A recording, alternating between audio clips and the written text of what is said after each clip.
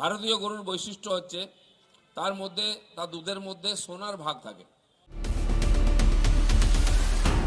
রাজ্য বিজেপির প্রাক্তন সভাপতি দিলীপ ঘোষের সেই ভাইরাল বক্তব্য, গরুর দুধে সোনা আছে। সেই সময় রাজ্য জুড়ে কম ব্যঙ্গ হয়নি। অন্য দলে থাকলেও সেই বক্তব্য প্রমাণ করে ছাড়লেন আরিয়াদহের জয়ন্ত সিং। কিভাবে দেখুন।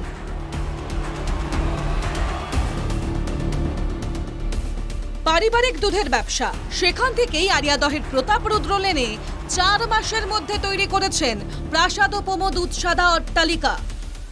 আরিয়াদহের এই কুখ্যাত বাদশা জয়ন্ত সিং, তার আরো এক বিরাট সম্পত্তির হদিশ। একেবারে আমার ডান দিকের যে বাড়িটি রয়েছে প্রাসাদোপম এই অট্টালিকা, এই অট্টালিকা দেখলেই বোঝা যায় কত টাকা ব্যয় করলে এই রকমের একটি অট্টালিকা তৈরি করা সম্ভব, তাও আজকের দিনে। সব থেকে চমকপ্রদ তথ্য, শুধুমাত্র এই অট্টালিকা নয়, আরো বেশ কিছু নির্মাণ মাত্র কয়েক মাসের মধ্যেই সম্পূর্ণ করা হয়েছিল এবং 2023-এর 4 মাসের মধ্যে তৈরি করাই অট্টালিকায় যে জমি ব্যবহার করা হয়েছে, অর্থাৎ যে জমির উপরে এই অট্টালিকা দাঁড়িয়ে রয়েছে, সেই জমির কোনো কাগজপত্র নেই। দেখুন, ভাবুন 4 মাসের মধ্যে এই বাড়ি যে কেউ কি তৈরি করতে পারবে? এখানেই কীর্তির শেষ নেই। অভিযোগ, জলাশয়ে একজনের জায়গা দখল করে কোনো কাগজ ছাড়াই তৈরি হয়েছে এই বাড়ি। পুরসভার অনুমতিও নাকি নেওয়া হয়নি। কামারহাটির পুরপ্রধান জানিয়েছেন, জয়ন্ত সিং এর বাড়ি যে জমিতে তৈরি হয়েছে সেই জমির নথি ভূমি ও ভূমি রাজস্ব দপ্তরে পাঠানো হয়েছে। জমির দাগ আমরা পেয়ে গেছি, আমরা ম্যাপ দেখে পেয়ে গেছি, আমার অফিসারে গেছি। এইবার জমিটা কার, সেই জমিটা কালকে আমরা নাম জানি। 1, 2, যেটা বাড়িটা হয়েছে সেই বাড়িটার আমাদের কাছে তথ্য নেই। আমরা কোনো প্ল্যান দিইনি, আমাদের থেকে কোনো অনুমোদন করানো প্রশ্নই না। প্ল্যান না হলে অনুমোদন কি করা, এই অবস্থা জানি এবং সেই ব্যবস্থা আমরা নিচ্ছি।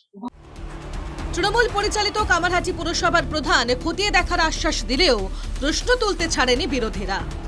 মানুষ গুন্ডামি মস্তানি এগুলো কেন করে? মানুষ খুন কেন করে? উদ্দেশ্যটা একটাই, অর্থ রোজগার করা। তো যে দীর্ঘদিন শাসক দলের আশীর্বাদে এই নির্দিষ্ট একাধিপত্য জ্বালিয়ে চলে এলাকা জুড়ে, তো স্বাভাবিকভাবেই তার রোজগার থাকবে, তার প্রাসাদোপম বাড়ি থাকবে, এটাই স্বাভাবিক। ধূমকেতুর মতো এরা দয় হয় না, এরা তো বাংলার রত্ন, এরাই তো বাংলার পথ, এরাই তো ভবিষ্যৎ। নেতারা এদের হাত ধরেই তো, পশ্চিমবঙ্গের তৃণমূল কংগ্রেসের নেতারা তো এদের হাত ধরেই বাংলার পথ দেখেন। এরাই তো ভোট লুট করে। বৃহস্পতিবার জয়ন্তের বাড়ির সামনে সংবাদ সংগ্রহে গেলে ক্ষিপ্ত হয়ে ওঠে জয়ন্তর পরিবার। সংবাদ মাধ্যমের দিকে তেড়ে যায় পরিবারের সদস্যরা। গলি থেকে বেরোনো মুশকিল করে যায় মিডিয়াওয়ালা। আমরা কি চোর ছাচো? নিন জয়ন্ত সিং ধরা পড়েছে, জয়ন্ত সিং একটা জান।